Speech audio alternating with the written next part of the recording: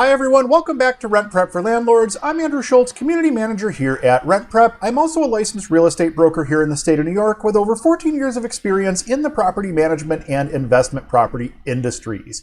On today's episode, we're going to be talking all about the paperwork associated with property ownership and management. What should you keep and how long should you keep it?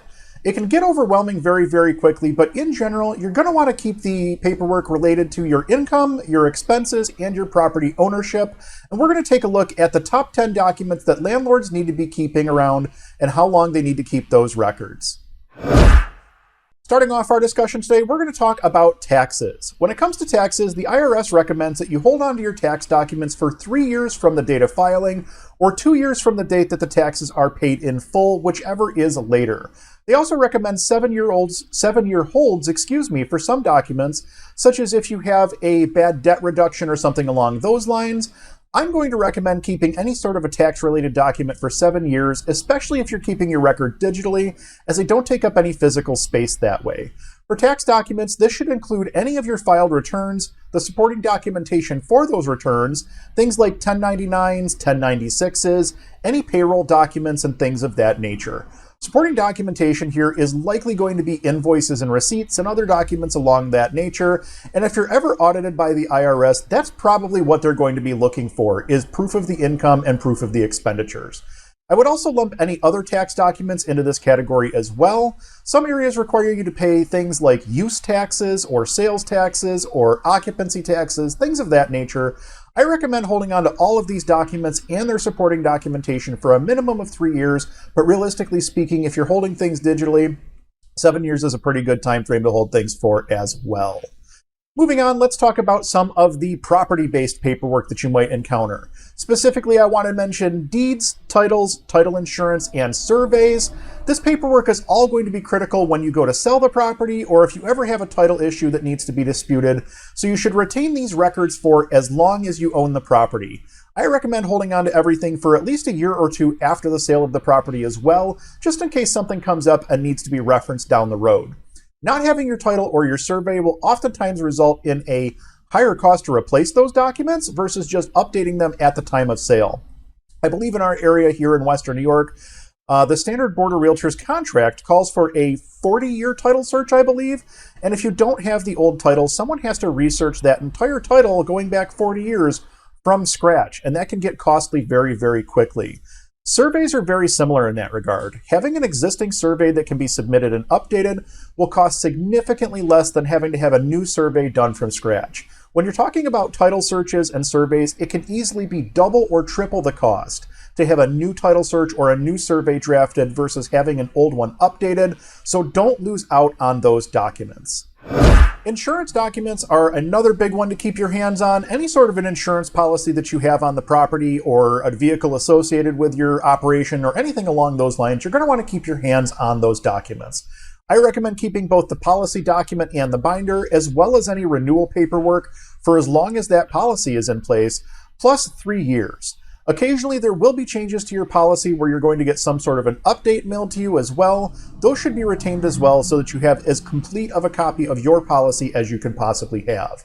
Again, this goes for all insurance policies, including your property insurance, general liability insurance, workers' comp, disability, unemployment, etc. You may not have to carry all of those different forms of insurance if you don't have employees on staff, but if you do, it's good to retain all of that information. If you're outsourcing any of your maintenance, this is also your reminder to get a copy of your vendor's insurance information showing you as an additional insured so that you have that on file when you have your audits for your general liability or your comp or whatever the case may be. Moving on now to the paperwork that keeps the property running, let's talk about applications, leases, and move-in documents. Tenant applications, including any supporting documentation that the applicant sends to you, your file notes, any communications back and forth, all of that should be retained for at least 3 years from when that application is declined, or if that application winds up being approved, 3 years from the time that that tenant moves out.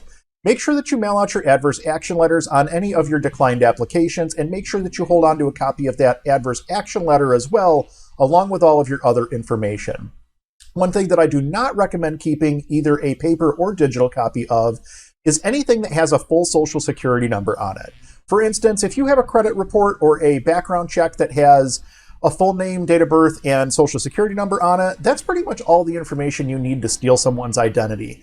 And not keeping that information laying around locally, either on your computer or in your files, is probably the better move here. We don't retain these records locally at all because we can always log into our secure portal at RentPrep to reference those documents down the road if we should ever need them.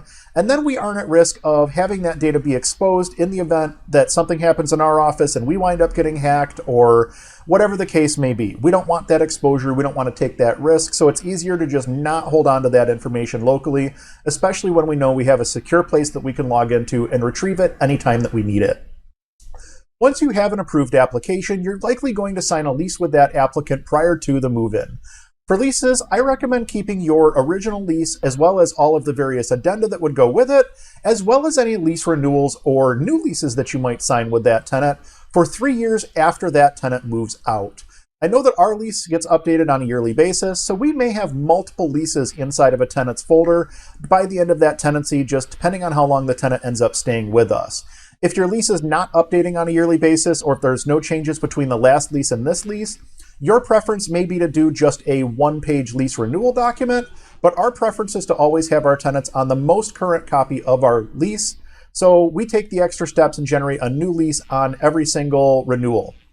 I also would recommend making sure that you have your lease include all of the important documents that you need to, such as your lead paint addendums and the pamphlet that goes along with it, as well as anything else that you might need to include depending on where you're operating. For instance, our leases are signed digitally, so our lease, our lead-based paint rider, and then there's a couple of state-required forms that we have to issue out, as well as the lead paint booklet, all get combined into one PDF file, and there's never a question as to whether or not a tenant received that information because it's all in one file and their digital footprint is all over it. They've basically signed that document and shown that they've received that stuff, and that's a good way to keep everything in one place in one file.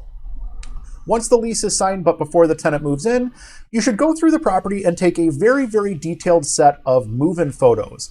You're also going to want to prepare a very detailed move-in information sheet for the property, as well as for the tenant to sign off on, indicating any damages that may be in place when the tenant moves in.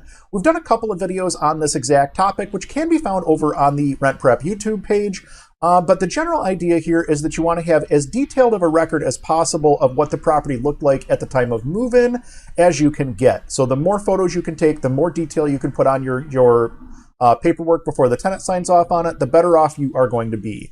This makes it much, much easier to justify your charges when it comes time to handle your security deposit disposition.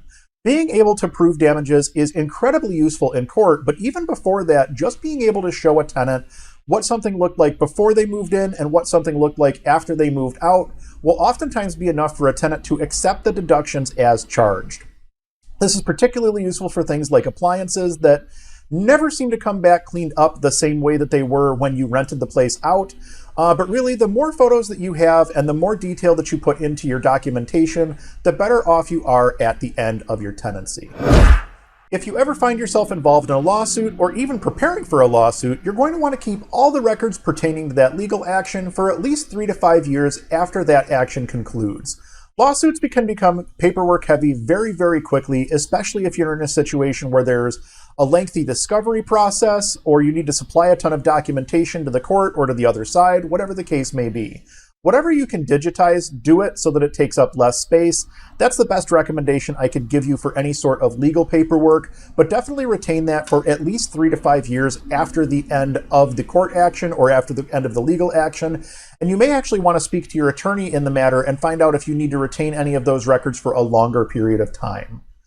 Paperwork surrounding capital improvements should also be kept at least through the end of the warranty period, plus a period of 3 years thereafter. But honestly, I would probably hold on to all of that paperwork for the duration of property ownership. Warranty paperwork is probably the most important thing to hold on to in case you ever need to use that warranty. But even things like your vendor contracts, the scope of work, the information on the construction draw schedules, all of that information should be retained so that you have the ability to reference it down the road if you need to. And I would say no less than 3 years, but realistically speaking, I think that you should hold on to this stuff all the way through the end of your property ownership. You may even be able to turn some of that data over to the new owner in the event that there's something there that would be relevant to them. Keep in mind that vendors go out of business all the time, so you may not be able to obtain information like this easily if you lose it. If you have the information about what products were installed, what the name of the flooring was, what the colors were that were put on the walls, if you have all of that information right at your fingertips, it makes a world of difference when you need to repair or replace something. And last but not least, I wanted to talk about appliance information for just a moment. Appliance manuals can come in handy from time to time, but usually wind up being lost almost as soon as the appliance is delivered. My recommendation would be to ditch the paper copy of the manual and grab a PDF copy directly from the manufacturer's website. Typically, all you need is the make and model of the appliance. You could go right on the manufacturer's website and download that manual as a PDF. Go ahead and stick that in your property information folder as a digital piece of information so that you don't have a bulky manual sitting around that more than likely winds up getting lost in the long run anyway. Having a record of the make and model of the appliances in your unit also makes it much, much easier for you to call and set up a service technician to come out and take a look at an appliance if something were to break, or even order a new part directly. For appliance parts, the best website that I've come across is appliancepartspros.com. They're not a sponsor or anything like that, but consider this the bonus tip for the video. If you head over to their site and you type in the model number for an appliance, they'll typically have an exploded diagram version of the entire appliance with arrows pointing out every single part, as well as a link to what that part is, the part number, and more often than not, you can actually buy that apart right on their website. Now, the real bonus pro tip for those of you that stayed all the way to the end of the video is to take that part number, run it through Amazon, run it through eBay, run it through Google, because more than likely you're going to find that replacement part cheaper somewhere that's not Appliance Parts Pros. As a good example, we just ordered a replacement refrigerator handle. Appliance Parts Pros wanted $57 for that appliance part, and we found it on Amazon for, I believe, $9.95. So it does make sense to take 5 extra minutes, just run that appliance part number through Google and see if you can come up with a little bit better pricing. So there you have it, a quick primer on important document retention as a landlord. How do you go about managing your files? Are you still mostly pen and paper, or have you joined the push to move everything to digital? Drop us a comment down below and let us know what you think. Don't forget to like, comment, and subscribe. I'm Andrew Schultz with RentPrep.com, and we'll talk to you soon.